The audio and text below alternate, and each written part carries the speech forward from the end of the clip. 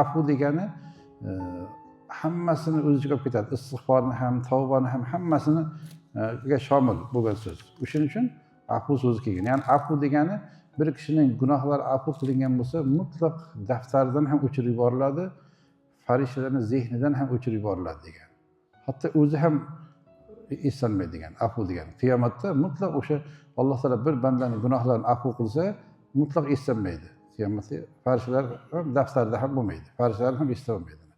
O'shaning uchun bu kechada duo qilishlik. Mana shu hadis sharifga binoan, ey Allohim, sen afu qiluvchi zotsan, afu qilishni yaxshi ko'rasan, meni afu qilgin. Va yana bu kechada ibodat bilan, zikr bilan, duolar bilan g'animat qilib o'tkazish kerak. G'animat qilib o'tkazish kerak.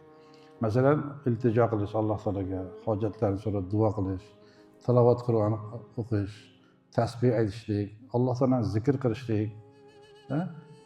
Umuman olganda yaxshi amallar, solih amallar o'tkazish kerak.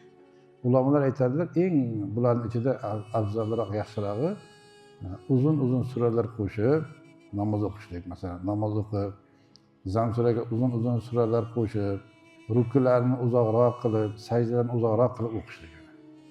Tasbih aytishlik, masalan, subhanalloh va bihamdihi, subhanallohul azim, ya kalimalar aytish, la ilaha illalloh, astag'firulloh kabi mana shu zikrlarni o'tkazish kerak. Har bir soniyasi buni g'animat biladigan, har bir soniyasi g'animat biladigan vaqt.